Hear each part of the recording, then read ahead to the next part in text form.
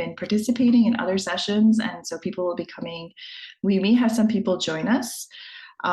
The format of our session is meant to be very participatory, so that we have an opportunity for all to reflect and engage while introducing a slightly different format in how we do primarily the Q&A in the form of a different facilitated structure. What we are going to do is, and I'm going to actually share my screen, and bring forth our slide deck. As I do this, I will share my screen.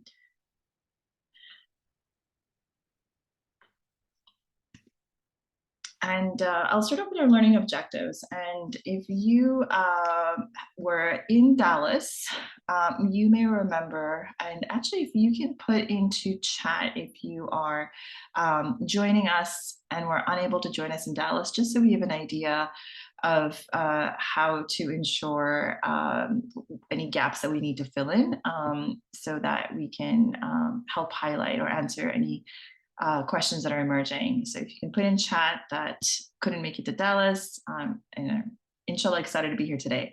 But our learning objectives in Dallas, we focused on brainstorming. So we discussed common challenges in the governance of Islamic schools. We spent some significant time learning. So we focused on 3 different topics that emerged, which is to identify a nonprofit board's core responsibilities, explore levels of engagement between the board as well as school management, and to connect governance to the life stage of an Islamic school. And we also wanted to ensure that those who attended had the takeaway of understanding and embracing complexity and diversity, as well as some ideas for implementation. So those were our learning objectives that emerged coming out of Dallas. Our objectives for today, so what we hope to do today is refresh a little bit of what we learned. We won't belabor what we spent some time doing, and at the same time we want to remind ourselves because it's been a few months, and we have a few that are joining us. So we're introducing some concepts that you may only have slight familiarity with. Then we're going to spend some time, just a few 10-15 minutes doing some reflection. We'll have an opportunity to do some individual reflection as well as a breakout group so that we can reflect collectively together.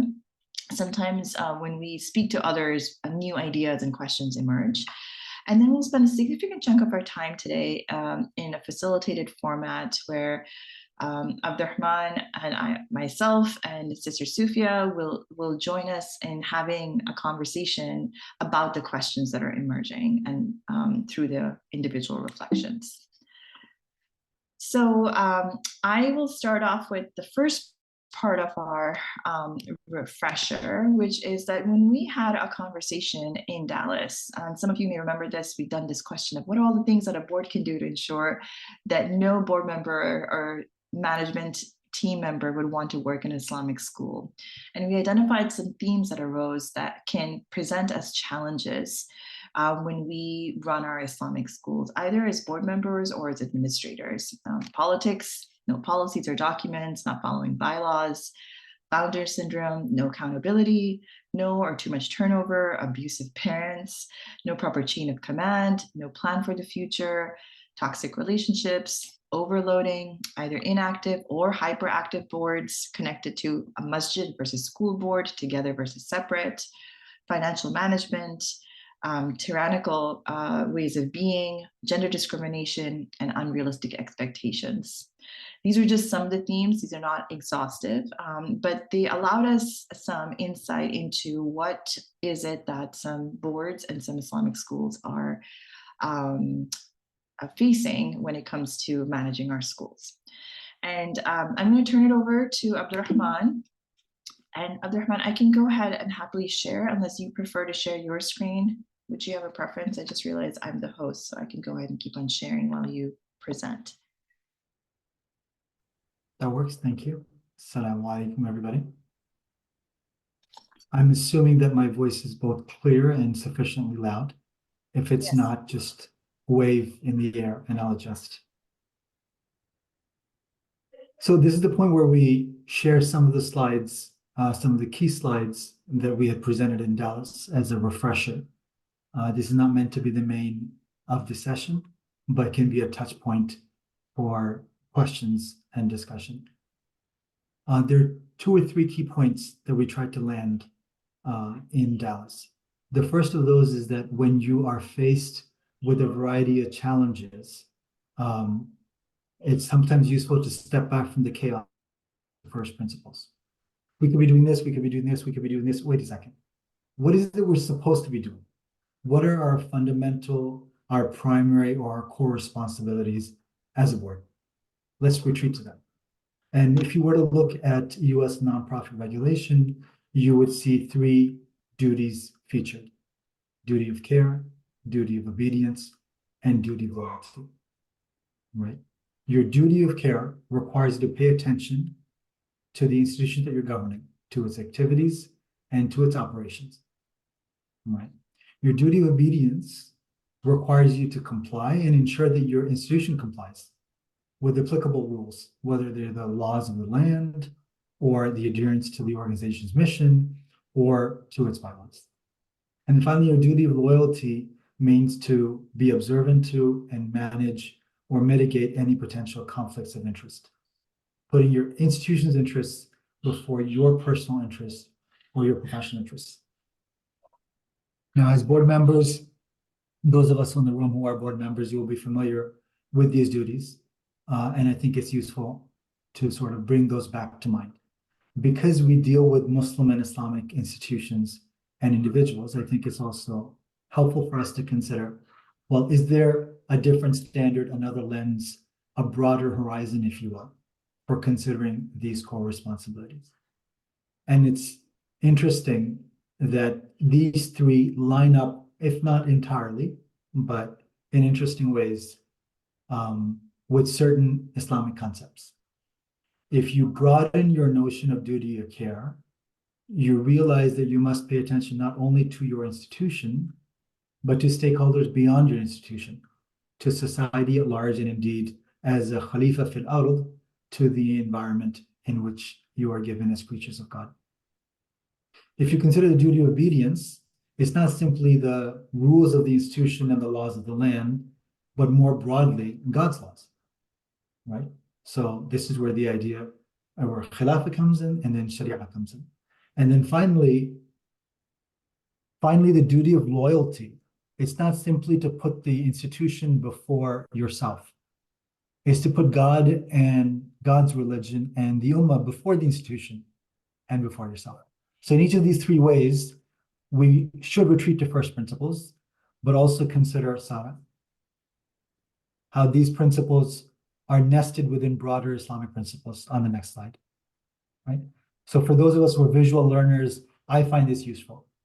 A triangle of 3 first principles, but nested within 3 broader, more comprehensive, holistic, spiritual, religious, and legal and ethical principles that we should pay attention to as Muslims.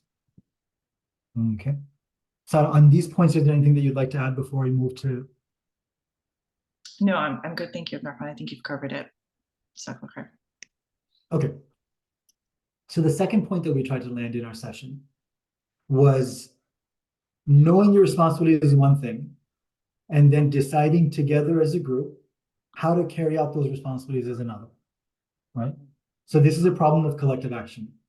It might be that I have a particular personality, I have a particular assessment of where the institution is and where it needs to be. But I can't move alone. I need to move in concert. I need to move in concert with other members of the board. And then as a board, we need to move in concert with the leadership of the school. All right. So how we act, how we carry out those responsibilities is an important.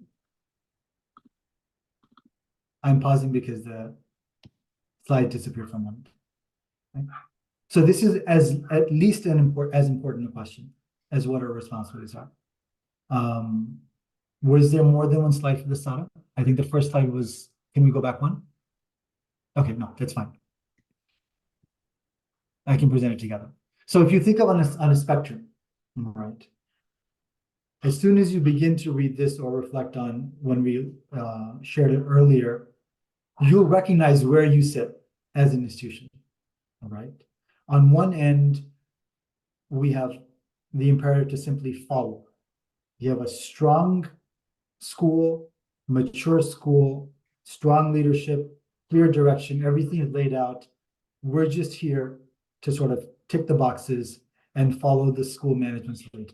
That's the one end of the spectrum. I think that's relatively uncommon in our sector. On the other end of the spectrum is either because the school is too new or not well governed, or because we think we know best, we, rather than follow the opposite, we dictate, and the school management follows, all right? And between follow and dictate, the two extremes are monitor, partner, and intervene. Right. So follow is what we might call a passive board. Right. Monitor is what we call a certifying board. A passive board simply follows the lead.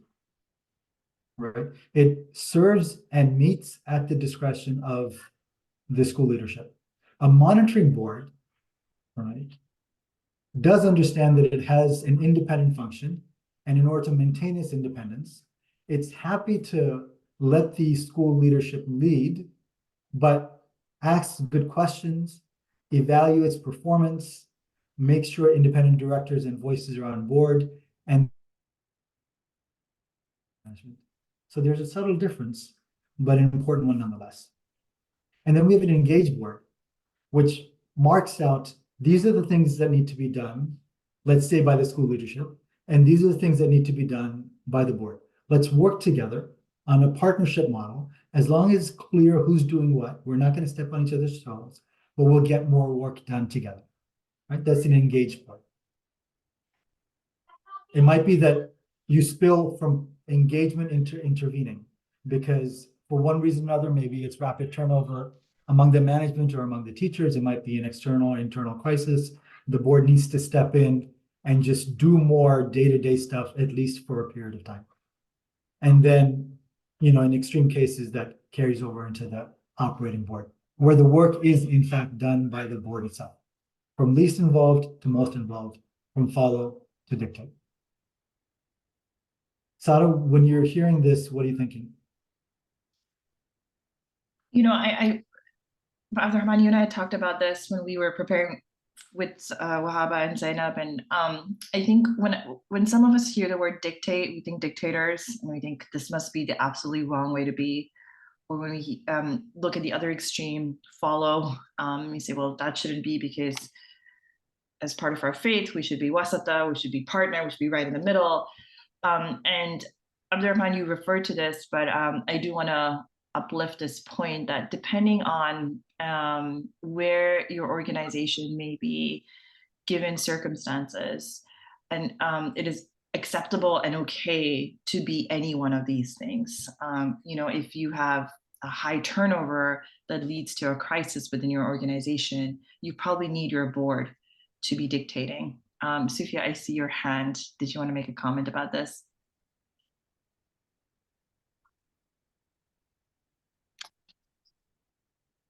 Sorry, yes, I actually have a question. If this is the right time, or would you like us to wait?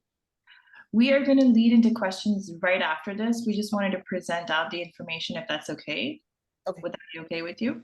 That's fine. Great. Thank you so much. And Abdur-Rahman, I'm happy to move on to the next slide because I was referencing like the crises that can emerge, Yes. but we can speak to this about how our engagement is connected to sometimes our life stages. Abdur-Rahman, did you want to talk about this a little bit? Sure. So those of you who were at the session will remember this graphic representation. There's so much more you can go into when it comes to eco-cycle planning and liberating structures, which Sada knows more about than I do. But the reason I wanted to bring it to the group's attention is, first and foremost, it's important to acknowledge that life stage matters. Not every school is the same. And one of the important reasons for which not every school is the same is that different schools are at different stages of a life cycle. Right? That's the first point. Relatedly, let me say that often schools will follow a particular sequence in their life stages. They'll go from the acorn or ideation stage to the sapling or a youth stage to the full tree or mature stage. And then they might need renewal through a forest fire, right? And then they end up back at the acorn stage, right? So it's actually meant to be, and that's very often how a school may follow. Is very often the sequence a school may follow, but then not necessarily, right? It can be linear, but it need not be linear. It might be one reason or another. The examples that Sarah gave and that I gave are turnover or crisis. We might move back and forth from one stage to another, and that's fine. But in each of those cases, it's useful to consider really what stage are we at? And then the final point, of course, to connect back to the other points is for the stage that we're at, what's the engagement that's appropriate, right? And then as we evolve to another stage, then how do we adjust our level of engagement so that it matches the new stage at which the school is, and we're not stuck in the, we're not stuck in an old model for a new. Life changes, life stages evolve, and our operating model or our governance model should as well. So.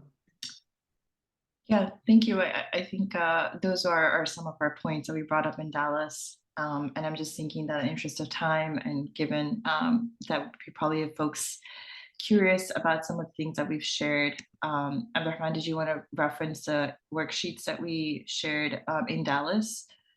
And I think I would, yeah, I would love to hear from participants that they in fact took the sheets from Dallas, used them. We had 2 sheets. The first sheet was about the level of engagement diagram, where you can diagnose for yourself, where are you, what are the gaps, and how do you close the gaps, right? And then the second worksheet was more about dynamics within the board. What are certain discussion styles that are archetypical? What are certain decision styles that are archetypical? And what are ways in which they might function or malfunction, all right? And then use that as a way to do a muhasaba, a self-assessment for yourself and for your institution. So these are not worksheets that we intend to go into now, but if you've used them, then we would love to hear from you how they worked for you, and we'll have the opportunity to do that in smaller groups as well as in the full group. Thank you so much, Abdur-Rahman. So what we want to do is I'm going to stop sharing now, and I see that we have a great question chat. If we have access to these worksheets, yes. So if you actually go in the document, there's a hyperlink to the worksheets within the document itself, and we believe that Sisna had also shared these. So what we're going to do is, just so that we can capture and ensure participation of anybody that would like to ask questions, and we saw some hands, is that if you can actually go into the document, we're going to invite you to click into that document right here. Thank you for sharing, William. And we invite you to go to slide 16. Feel free to toggle back and forth between some of the earlier slides. Our content is slides 6 to 10, predominantly 6 to 11. And we're going to actually give you a couple of minutes to engage in some individual reflection, which includes an opportunity to write your questions. So slide 16, if you can find a chat box, a post-it, and in the next minute, respond to this question. Given the material shared, an insight that has emerged for me is. So find a post-it, and we invite you to start typing in. We're going to use some of this to inform the answers that Abdur-Rahman and I give. So given the material shared, I believe we have, Wahaba and Zainab, if you could help me double check how many participants we have and whether we have post-its for everyone, in case everyone wants to participate. 21 excluding our team. How many? 21, so 22 participants excluding our team. Yeah. Okay, so let's just copy paste question 1.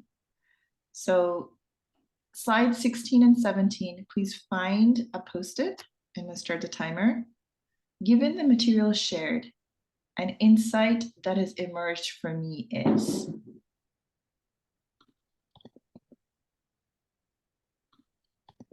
Sarah, just to clarify, an insight that emerged for me in the past few minutes or in Or Dallas? through Dallas. Yeah, so something that emerged in the session through Dallas, including the worksheets. This is an opportunity for to share if you engage in the worksheets. Something that emerged for you through what we shared in Dallas and as a refresher. We have 45 seconds.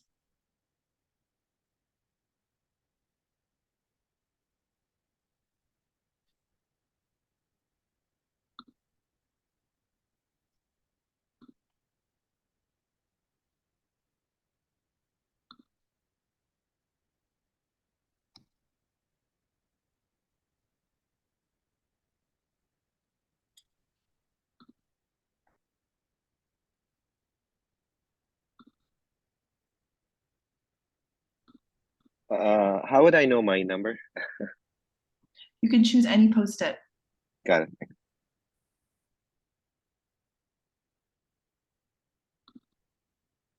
Pick the number closest to your heart.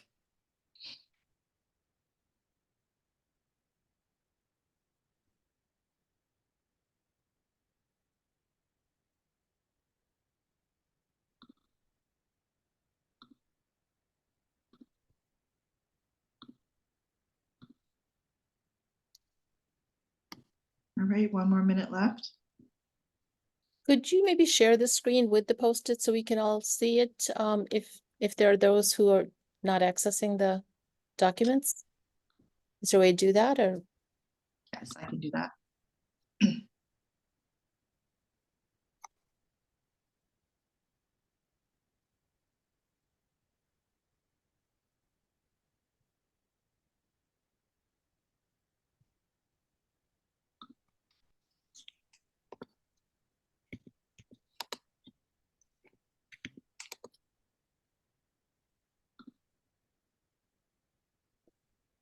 All right, we'll go move on to the next question. Feel free to keep on typing.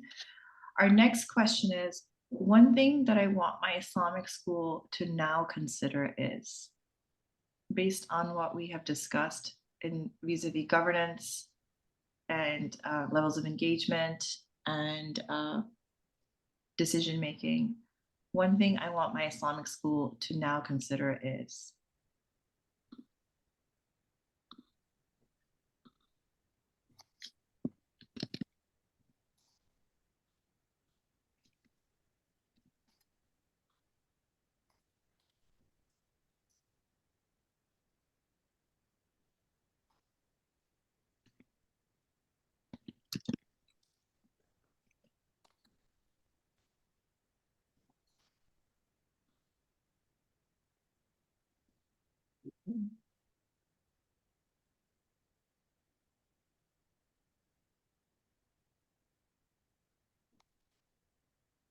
About 30 more seconds.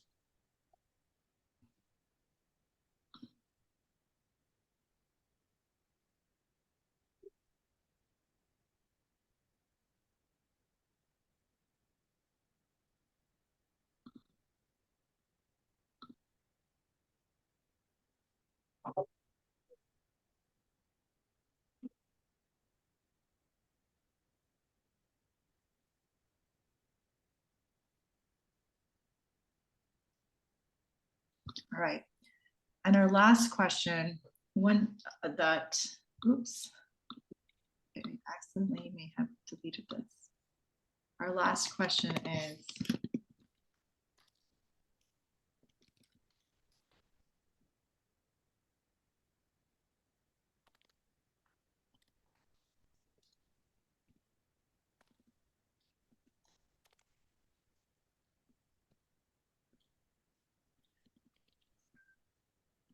so the last question is an opportunity to put in writing a question that you have for Abdur-Rahman and myself.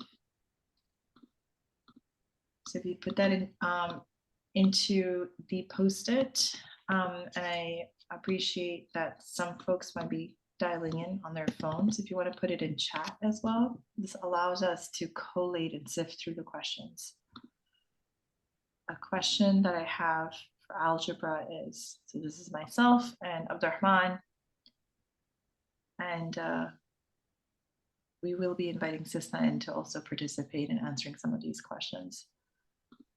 Feel free to toggle above and go through the slides of something that you were curious about or you wanted us to clarify more.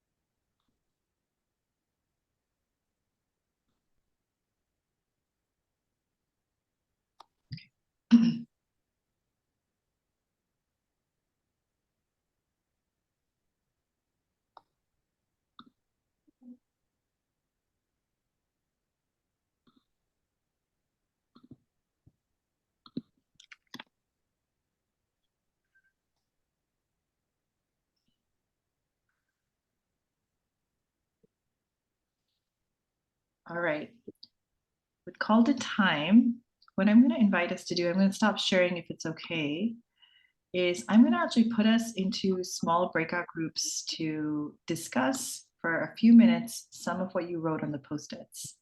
In order for me to make this easy for me in terms of putting up breakout groups, if you are one of these 4 individuals, can you change your names and put this icon in front of you? So you can copy paste in chat, and I'll show how we do it. If you click on your name and in front of your name, put a symbol.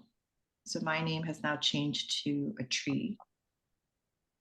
If you can do that with your name, that would allow me to quickly put together breakout groups that is slightly easier. Could you repeat that, please? Sure.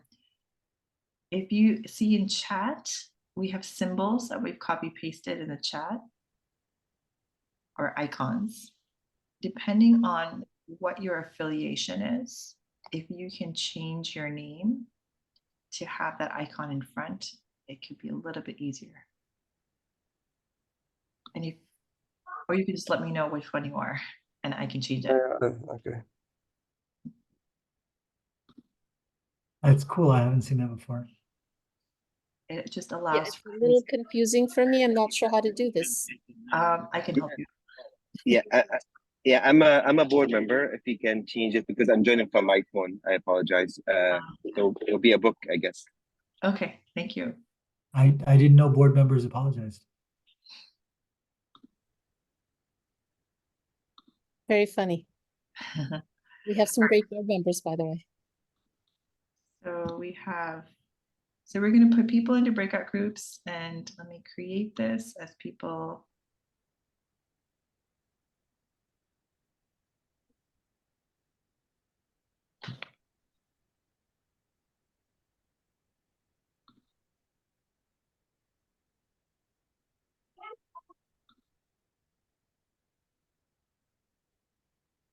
Thank you, as I just do the dynamics of what this means.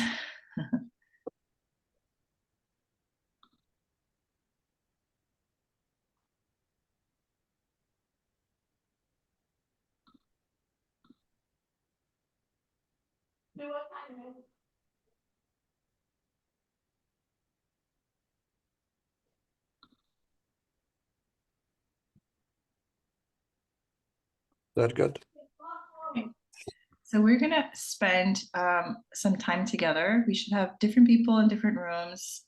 I've tried to put different folks in different rooms as possible, but you might find that people are in, yes, I'm just going to try and move people around a little bit. Thank you so much for your patience. And so what we're going to do is be in our rooms for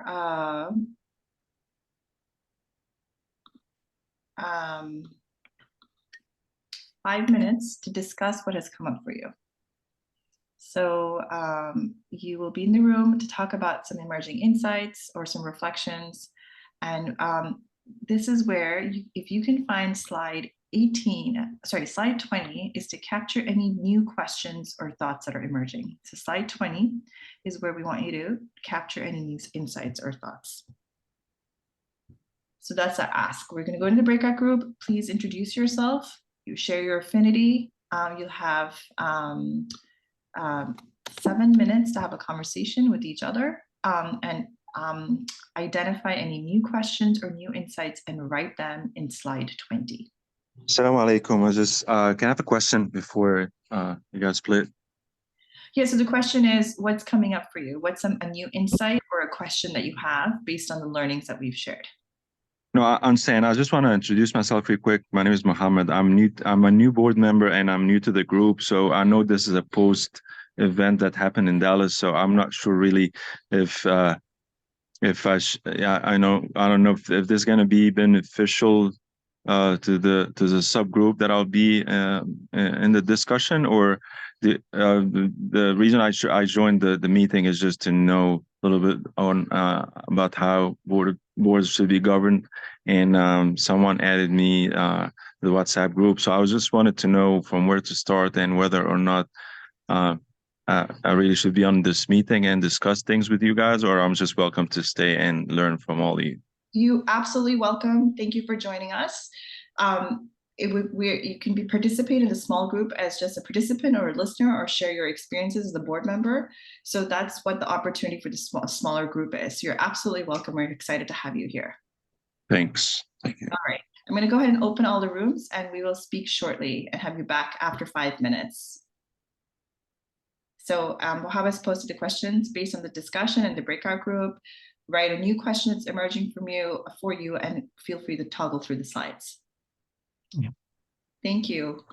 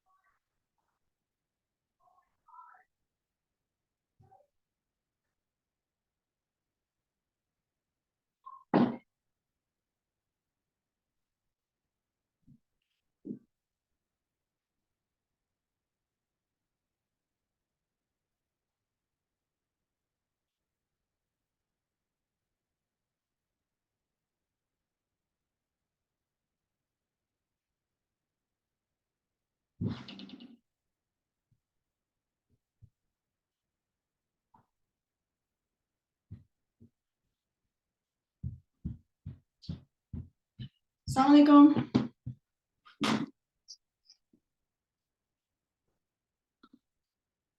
Assalamu alaikum, Susan and Farisha and Rabia.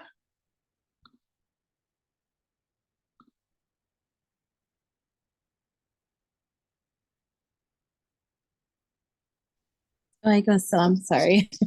I was on mute. No, that's okay. Did you want to go in a breakout group and have a conversation? Listen in? I'm technically not a board member or a principal. I was like, maybe I could just stay out of the breakout rooms, and I could just, whenever everyone shares, Well, we won't have the opportunity for everyone to be sharing. So if you want to hear, this will be the opportunity to do so.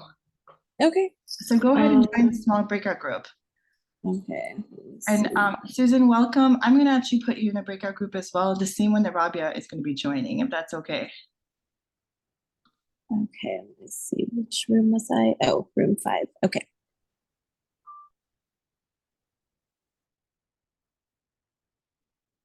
And Farisha, welcome.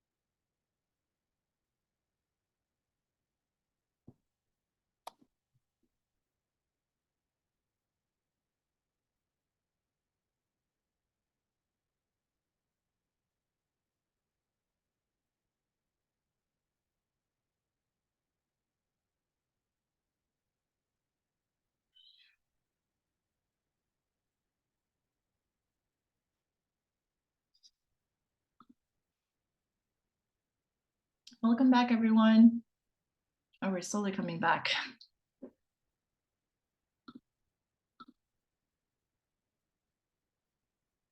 Yeah, I see one question on slide 20. Welcome back, everyone. All right, so what we're gonna do is now spend some time in answering the questions that were emerging. We hope you had some good conversation within your smaller groups.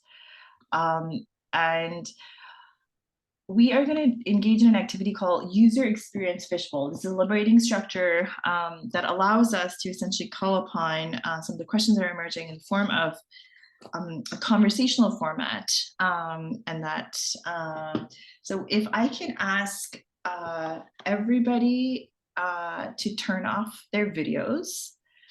So if you have your video on, your screen on, if you can turn them off, but if I may ask William and Sufia and Abdur-Rahman and I to keep our videos on. We're gonna have a conversation amongst the four of us with our listeners listening in as we discuss the questions that came up. And I know, Sufia, you also asked a question. And I actually am now staring at your picture instead of staring at you. I have to look for I have to look for you. Okay, so we are on the bar. So Sufia, William, Abdur-Rahman, welcome to our car ride that we're having together to discuss Islamic boards and Islamic school boards. Let's go through some of the questions that folks sent in and share what may be coming up for us. Abdur-Rahman have our experiences in consulting with in the Islamic education space and in the school education sector, and you have your experience, a plethora of experiences with CISNA that we've had in some of our initial conversations as well. Let's get started with the question of slide that's on slide 18. What have you found to be most challenging as an obstacle for boards? I'm going to reference the slide that we had and share it as a screen and actually put in there. Some of them, as you may remember, were these ones. William, Sufia, Abdur-Rahman, anyone that you would pick from here and say, this is probably the most challenging one that comes to your mind at this point?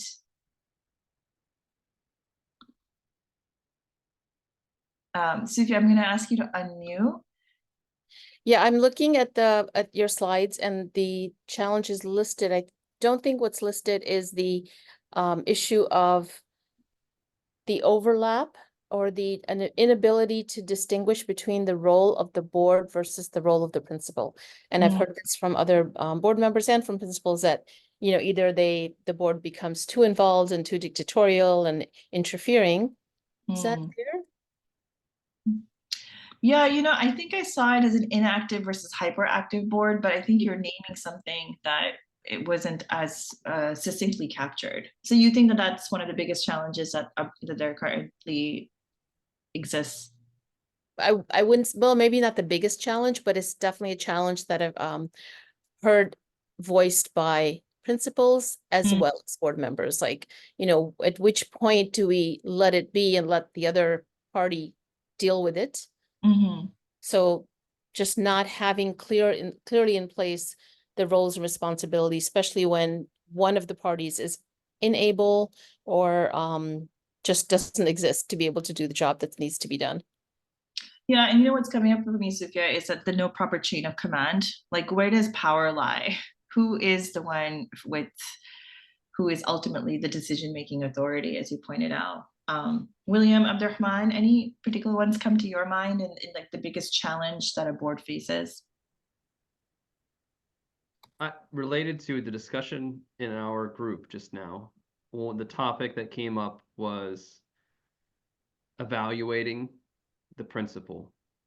And I think it's related to what Sister Sufia was saying about clarity and roles and responsibilities, because from what I have observed serving on accreditation teams, my own school and in different ones, is that oftentimes the expectations aren't made clear enough in writing. They're not discussed up front. Everything's fine until it's not, until there's a problem. And then someone is either being reprimanded or fired for something that maybe was never clearly spelled out So I think that would be one area. So we were just discussing in our group about a transition in leadership and how the school is working on a different approach. And I've heard different approaches recently. Some of them are using 360-degree feedback, sometimes focus groups, which has its pros and cons. There's and also using a rubric and such clarity. But I do think that that's moving forward. I think it ties into the other area that comes to my mind, which is not planning for the future. I think that a lot of times we're seeing, that principles are in place, and when there's a principal, we're fine. We're not thinking about who may be taking over in the next 3 years, the next 5 years. So then a school gets itself into where someone retires or someone leaves or there's some sort of dispute. And then the board is scrambling to find someone. And I think that in education these days, in Islamic schools and non-Islamic schools, I think with teachers and administrators, there's a real serious lack of people, and there's a lack of a process for trying to develop those people. So I think those two areas are what comes to mind. What comes to my mind, William, is a conversation Abdur-Rahman and I had when we were preparing for our session, which is unnamed culture that exists. And sometimes the lack of naming culture plays out in, well, this is our legacy. This is how we exist. So then we don't define policies or documents or bylaws because we assume that everybody has a shared understanding and expectation. And then when you talked about disruptions happening or somebody leaving, suddenly we don't have ways. And we're like, well, this is just the way that we did it. And that shows up in that way. Abdur-Rahman, did you want to share like the biggest challenge that you've noticed in boards? Yeah, so I'm certainly working with less data than Brother William or Sister Sufia are. In my own experience with boards, corporate or nonprofit, boards come with authority, but not necessarily with purpose. Because the authority is a function of the relevant legislation or regulation requiring a board. So people say, okay, we need a board, let's have a board. And then once you have a board, then that board will have some level of formal authority. But being more explicit and attentive and self-aware about what's the best use of the board, I think is something, is a missed opportunity. And sometimes depending on the personalities on the board or in the school, that might lead to certain dysfunctions. And I think a more helpful posture would be, how may I help? All right. And as a board and as a school, we need to, I think, be more explicit in conversation about what's the best use of this board for this school at this time. And the answer might vary. It might be that the best use is to be a spokesman for the school in the community. I saw that Sister Fatima talked about, what's the role of the board with respect to the community. That could be the best role that the board has to play, because right now, for example, enrollment is low, all right? And we need champions in the community to talk up the school. And a principal or teachers can only do so much. Or it might be fundraising. It might be governance. It might be getting the school back on track because there was some issue with some teacher or some, legal issue that came up. So the best use of the board will vary. And in the absence of a conversation about what that best use is, sometimes the board, because they're required to meet and they're required to say something, will say whatever comes to mind, whether or not it's helpful. And it may not be the best use of their time, and it may not be the best use of the school's resources. I'm seeing another question or two questions that came up, I feel, Abdur-Rahman, that fit within the same theme that we're talking about. And one of them is how to keep board members engaged. And another one was how to attract effective board members. Do any of you have some strong opinions on this of how do we keep board members engaged, or how do we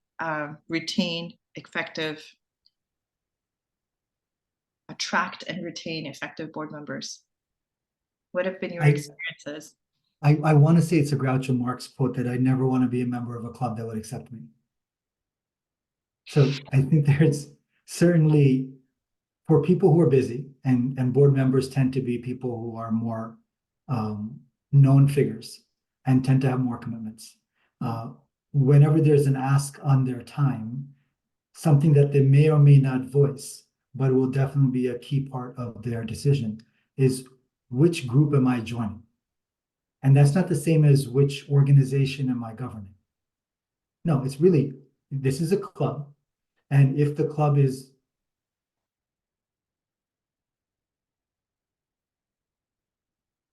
Abdur-Rahman, we might have lost you. At quite a key moment. I was waiting for Yeah, that. I was just saying. announcement.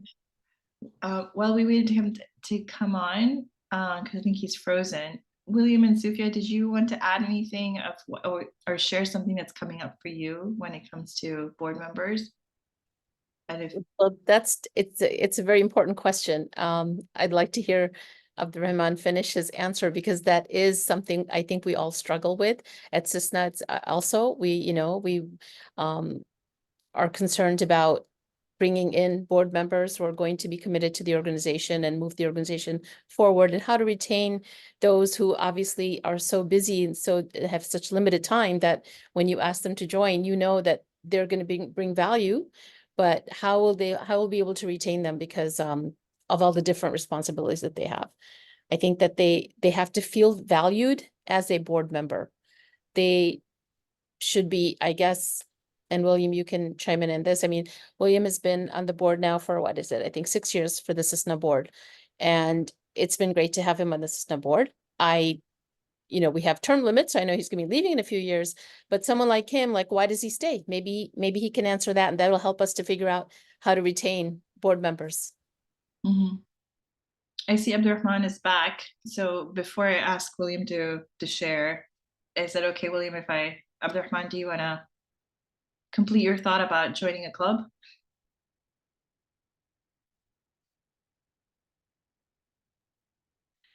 And Sufyan and William, go, please feel free to just unmute yourself so you don't have to keep on going back and forth since we're just in an open conversation. Abdur-Rahman, are you here? I'm back. Yes, welcome I was back. about to say, let me take the next question so that I Yeah. can charge my laptop. Yes. Yeah, we were just going to share that you were talking about joining a club. Oh, would you like me to go back to the point? No, I Yeah. was just saying that, really so much of it, organizations come down to human behavior. Either understanding how people work, as individuals or how they work as groups.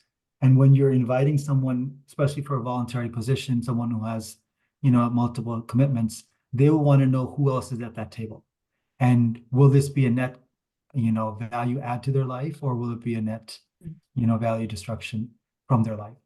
So I think you need to be very deliberate and think of, I'm going to build a club here that people want to join. All right.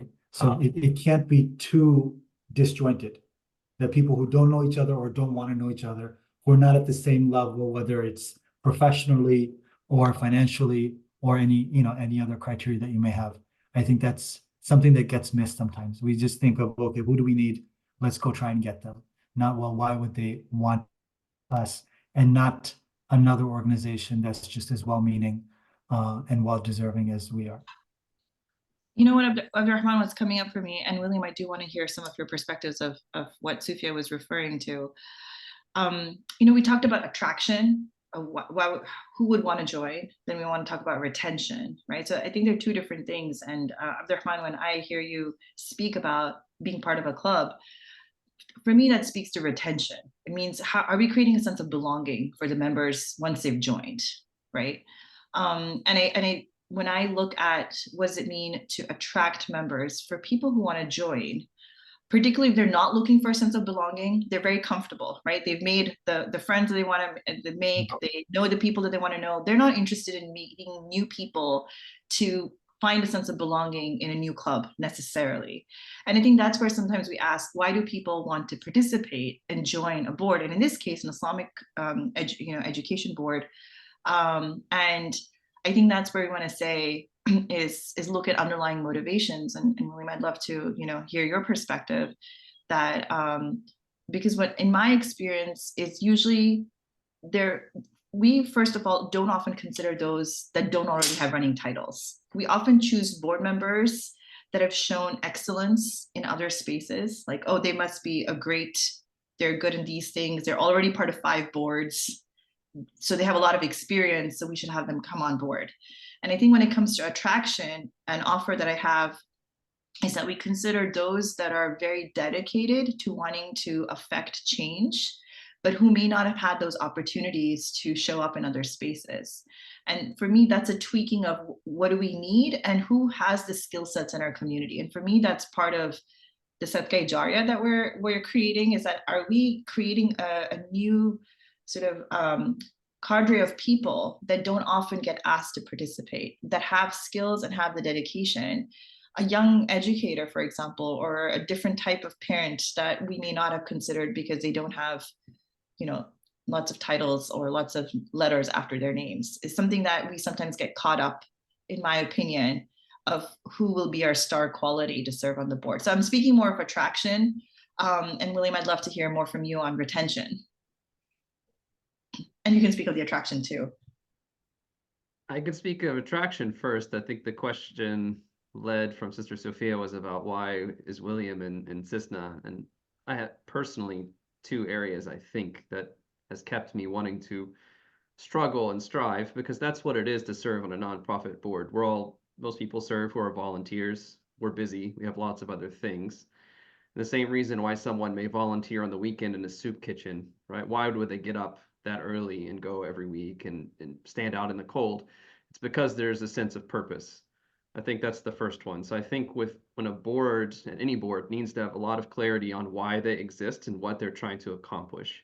When that's clear, you can attract other people. I think skill set is one, and the other one is finding other people who are aligned to that particular cause, who are inspired and motivated by it. So for me in CISNA, it's a lot of work, but you feel like you're doing something meaningful to impact kids. And it's an opportunity to impact thousands or hundreds of thousands or millions of students potentially throughout the world. So I think the purpose is one thing. So I feel aligned with that. I know other people that are in the board are aligned with that. And then the other is the skill set match too. So for me personally, I have a lot of passion for education. I have passion for personal development, leadership development. It's been a need that's been identified for a lot of schools. So I feel like I can contribute something meaningful. So the clarity of the vision, finding people aligned with that. And I think also for boards to understand what is it that they need in terms of skill sets as well. Sometimes we just grab someone because they're new or they seem interested, but also how are they going to contribute? Because I know from hearing other people on different boards in my community and other places, a lot of people burn out because they feel like, what am I doing here, right? I don't feel like I'm contributing anything. Mm. So one strategy that's mentioned, Board Source recommends this, is to try to first identify what your skill gaps are, what you're trying to accomplish. And then one way, instead of just necessarily inviting people to join the board straight away, maybe inviting people to join a task force or a committee that is a need. So for us, for example, in CISNA, which this is related, inshallah, after this, we're going to be sending out an interest form for more people, is that we need people to help serve on accreditation teams. That's a big focus. So who would like to serve on those accreditation teams? Who would like to serve on our professional development planning? People don't have the full commitment. They don't have to join the board, because a lot of people won't join because they don't even really understand what you're doing. And they can read the website and you can give them the elevator pitch, but they won't really know until they work with you.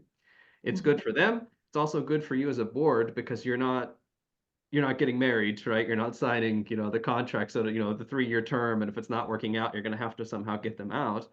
So now we know the committee talk is code for something else. It can be. It is an interesting approach. You get people to join, definitely. and then they have an opportunity to see if it's a good fit. You have an opportunity to see if it's a good fit as an opportunity for a future board position. So it's not an idea from us, but it's something that you can take from kind of secular world Board Source and apply it to a lot of our organizations. Well, William, what I like and appreciate about that, and we actually experienced that, and Abdur-Rahman, this speaks to your joining the club part, right? Like, how do we ensure belonging and retention, is that sometimes being part of a board is ensuring that we have the right cultural fit.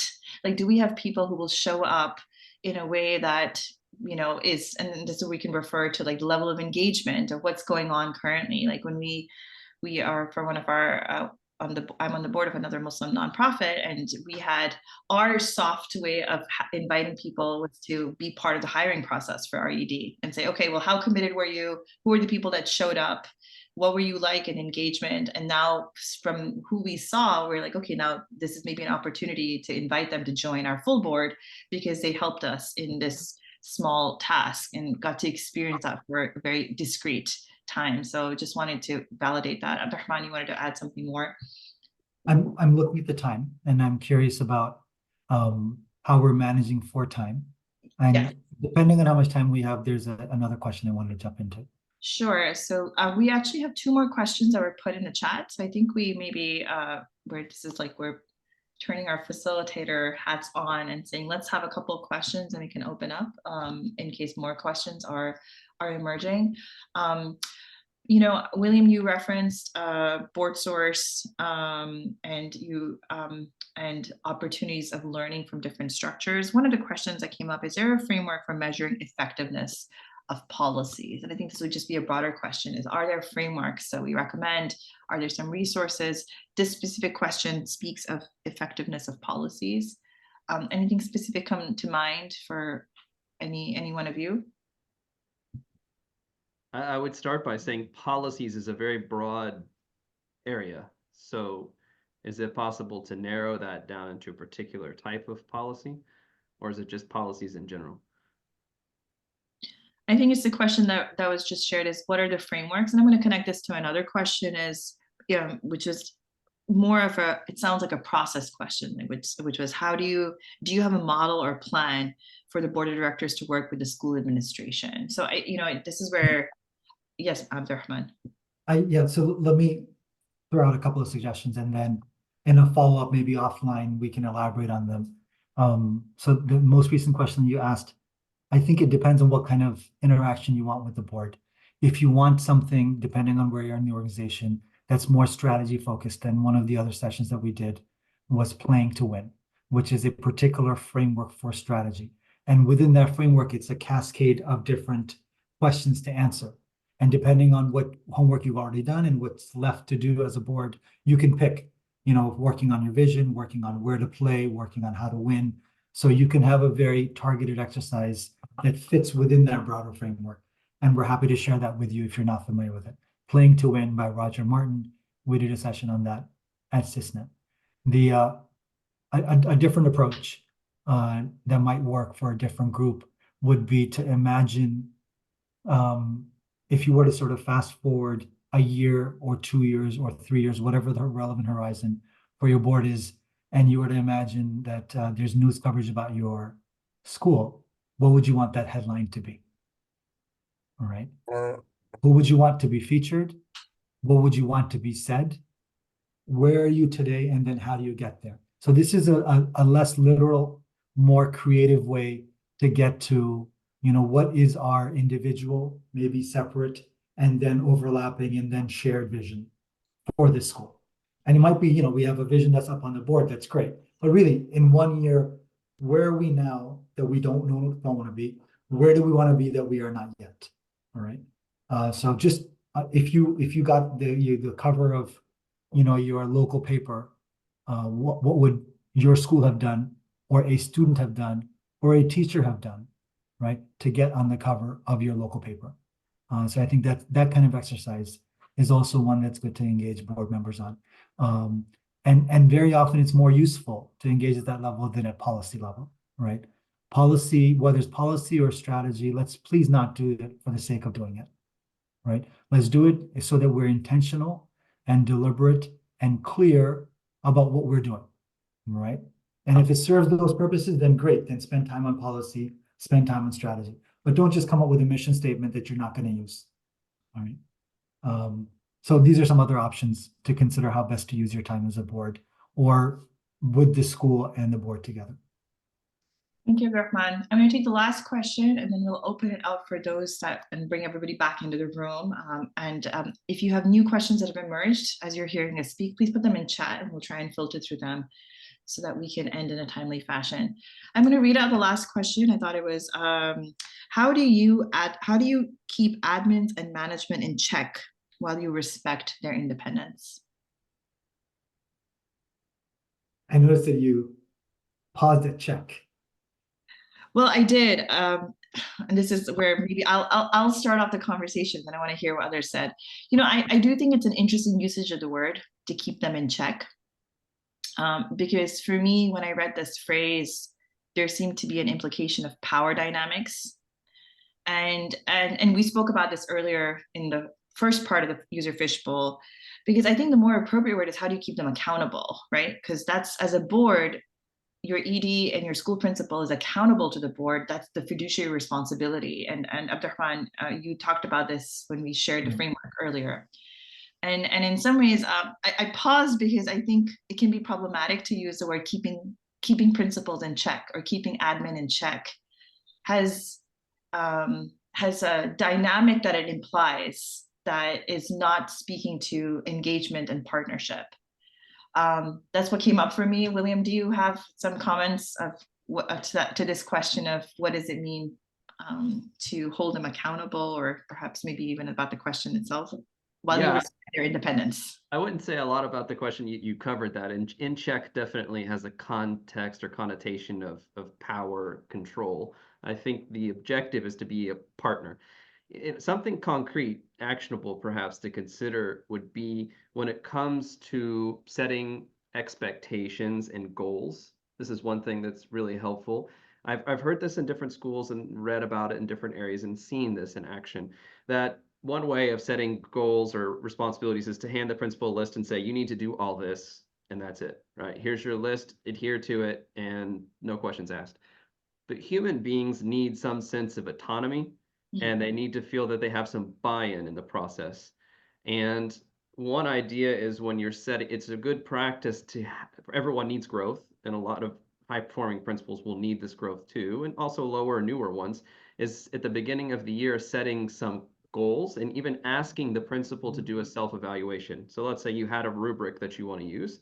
Ask the principal to do the self-evaluation himself or herself, and then establish some goal areas. If you've worked with this principal before, the board chair with the board's feedback could then negotiate a few areas and saying, yes, I agree, good point. Or also, good, these two are good. Communication, what do you think about that? We noticed this, and this. So having that shared input on those goals where there's ownership of those goals so that the principal says, yes, I agree. These are things that I want to work on. And even asking that principal, so what are some data points that we could use to measure your progress in these goals?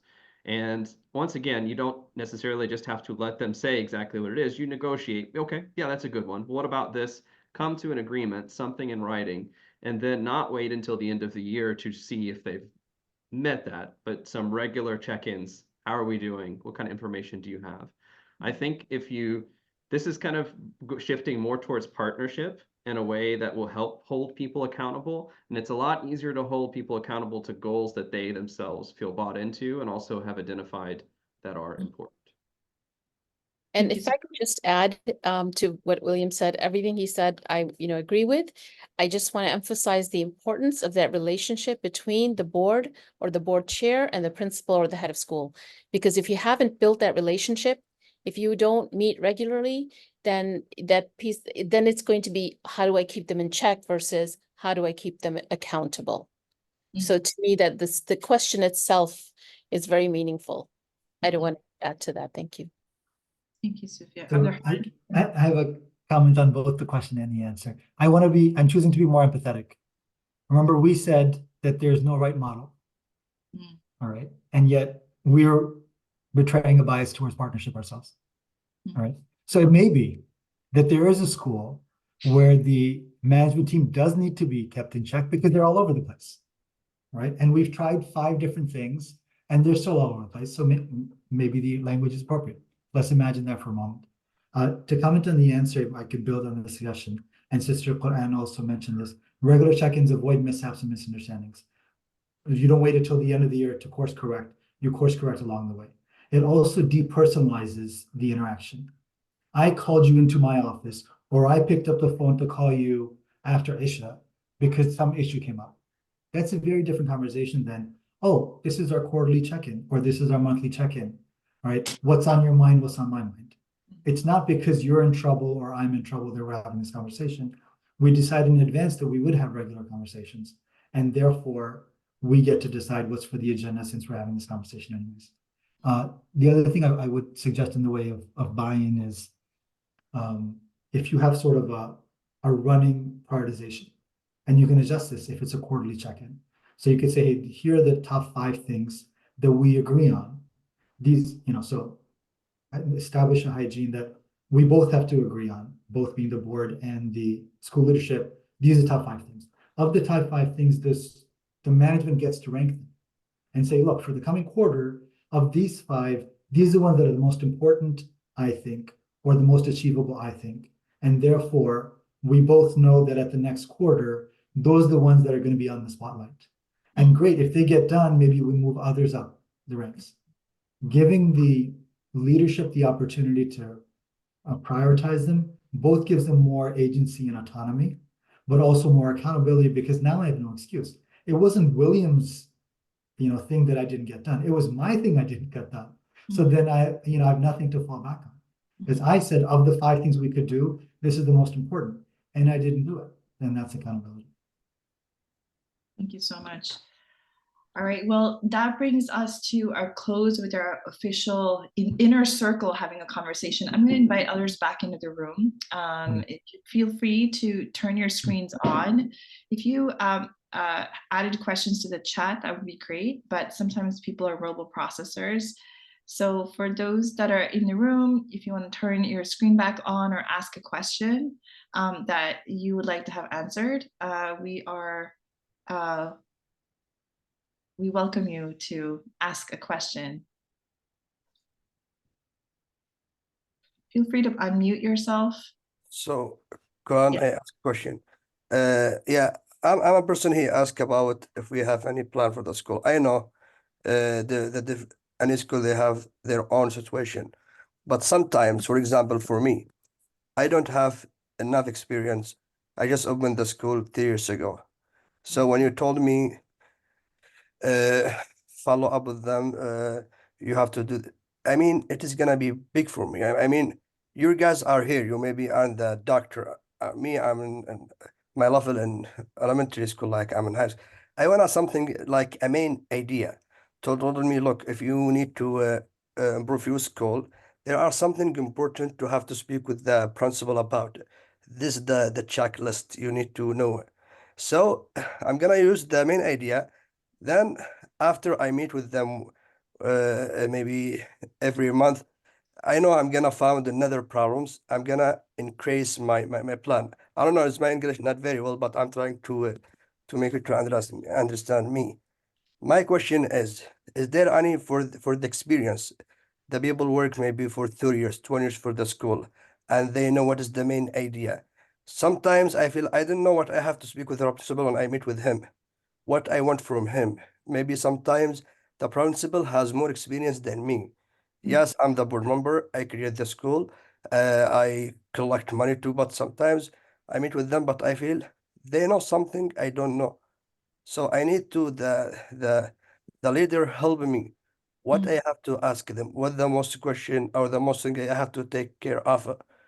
I mean, if we have a list, then I'm gonna increase the other thing by the environment of the school. Thank you for your question, Abdul Malik, and for explaining and sharing your situation. Sophia, William, Abdur-Rahman, did you want to share anything coming up for you in the comment and the question that Brother Abdul Malik made?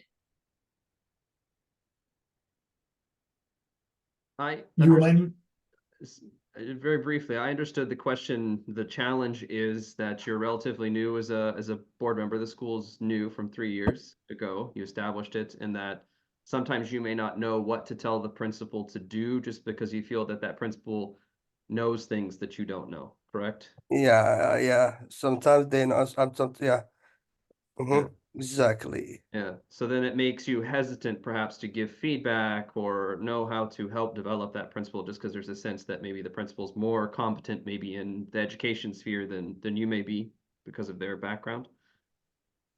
Sometimes, yeah, for me, for my example, okay, I'm trying to get more knowledge, but sometimes I need to understand exactly what they do in my school. You know, as a president, I have the principal, I have the administration office, I have the teacher. Sometimes I hire a lot of people, but I feel that's what I feel.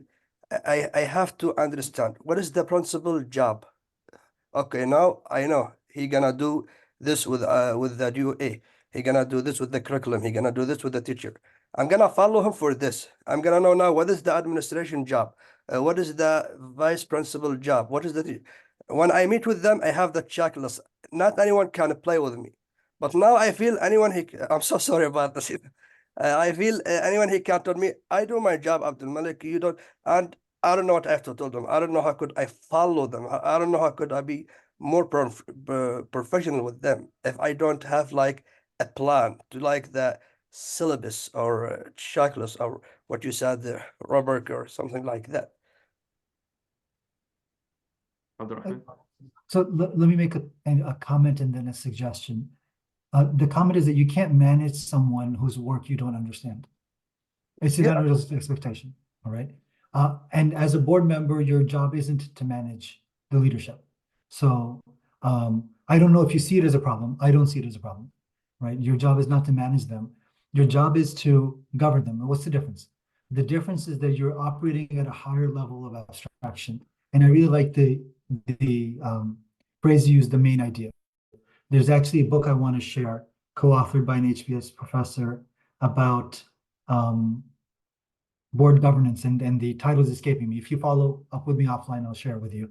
And the main thesis of that, or one of the main theses of that book, is that everyone who's a stakeholder in the organization needs to align on a big idea. And the big idea needs to be more concrete than the vision, because the vision is something you might be chasing at 10 or 25 years. But it has to be more abstract than my goals for the year, right? Really, who are we? What are we about? What are we doing? How are we getting there?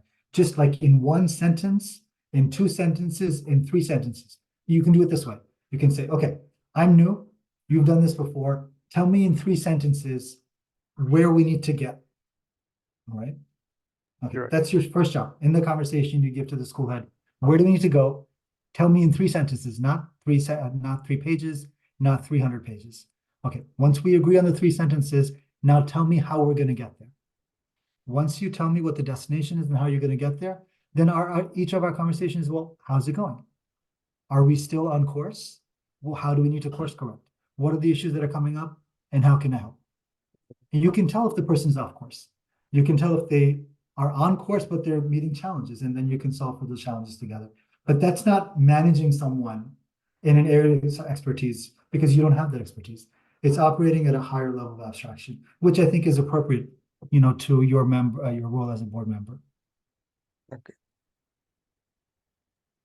Yeah, that exactly. Very similar thoughts that what I had is that there is often perhaps a misconception in some ways that you have to be an expert in education in order to be the board chair or in order to be a board member. No, I can't join because I'm not an expert in it. And I think there are many cases of very, very strong boards, very, very strong board chairs who are not experts. They're professionals in their own career, but yet they're very good at that high level task that what Abdur-Rahman was referring to. It's not management. That's the big distinction too, because you do have to realize that you need to hire someone who's strong in that area, and your role is to kind of evaluate from above on the bigger picture, the vision, right? The overall progress of the institution, whether you're staying aligned rather than the specific details. Okay. Right? Like project management, something like that. So, Like, so I just want go smoothly. Assalamu alaikum. I'm Wa Anas alaikum Salkini from Mercy School. So I think the dilemma that we had with the previous administration that we had at school, where board was relying on communications that we had with the administrator directly, and overlooking the input from other sources, like from teachers, from parents, from students, and that kind of created big dilemma to us, and the longer you have an administrator at school without accountability, without 360 evaluation, this is where you can create tyrants, basically. This is how tyrants are created, right? Like when you have no and that's I feel the board has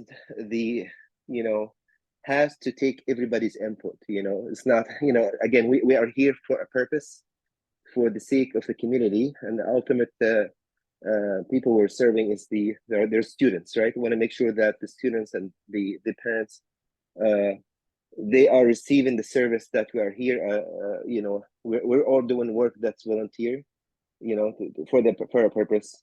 So, and I think, I don't know if the brother has that question. How do we, besides just generic, how do we incorporate in our evaluation, our work with the principal, with the administrator and management? Actually, we want to give them the independence, but also, you know,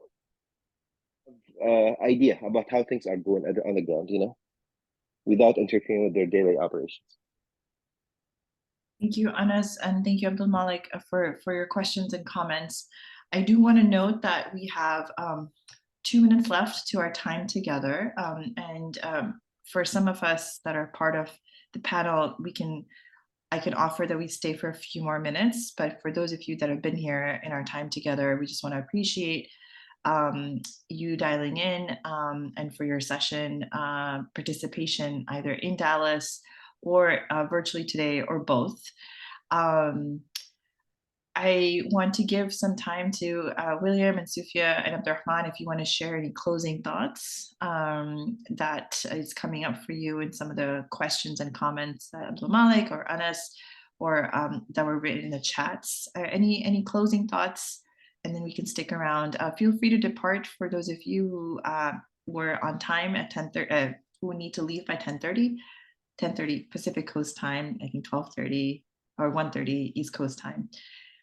The closing thoughts, William and Sufia and Abdur-Rahman. I just want to say, I think if people who are on right now, if you're not a member of the CISNA WhatsApp group for board members and school leaders, please reach out to us and we'll help you to join. I think we learn so much from each other through those conversations that we have in that chat, because we are all in different locations, different places, different contexts. And there's no, as Abdur-Rahman reminded us, there's no one size fits all. We're different stages of growth, different communities, different missions, right? So there's no one clear answer to the questions you're raising, but asking a group, asking in those chat groups, you hear from so many different perspectives and you're able to take away. So that would be, thank you, Sarah, Abdur-Rahman, and the Algebra team for conducting the session for us. I hope that we continue to have these conversations. And if we can do that through those networking opportunities, through the WhatsApp groups, that'll be great. Thank you. I just say last thought related to Dr. Anas, your question, and it's a very important one about evaluating. We talked earlier about how that's a common issue for schools not evaluating appropriately or providing feedback. And the 360, getting different sources, you talked about avoiding tyrants, which is definitely an important issue because you don't want to be in that one extreme in some cases that we've talked about. I would just say that it goes back to purpose. What is it that your organization really wants to be the best at? What is your vision? What is your mission? And then once getting that clarity, it's surprising sometimes how that there is a lack of clarity on those points. What is it that you're really trying to become and to be the best at? And then designing some criteria based off of it. So instead of, for example, just asking, for example, William as principal, how well do you think William is doing this? Or William as a principal is good or not? But rather finding ways to ask stakeholders about how well they see the school in general is achieving those. And that is definitely a reflection on leadership in many ways. So I think that it sounds like you have some great ideas there. It's really great discussions, as Sister Sufia said, to bring to the WhatsApp groups as well, and asking those questions and also seeing what other board members. We do have a board member group for Islamic school board members, and throwing questions generates some really good discussions that we can continue, because just within this an hour and a half, we can start those conversations and get them going, but there's really a lot more to be said, inshallah. Thank you, Jazakallah khair. Abdur-Rahman, would you like to have the last point and we can wrap Yeah, up? I want you to have the last word for the session, but I do want to say something to Dr. Anas. When you do close, Sarah, if you could share our contact details, I think they might be on the final slides. 360-degree feedback, I hear the term a lot, and I'm sure it's very valuable. I just want to throw in a note of caution. Relationships depend on trust. If the signal you're sending to the principal is that I'm checking up on you, and I'm going to talk to other people about you behind your back. That's not a relationship that's conducive to a professional. Again, depending on the culture. It might be given the culture and the personalities that goes over fine, but it's also very risky.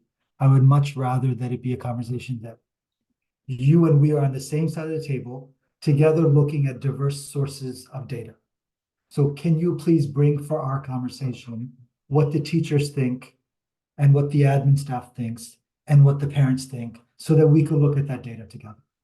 That's a very different conversation, but still gets you additional data, additional perspectives without the, school leader feeling alienated or threatened. Yeah. So that's just a small point to say on the final question.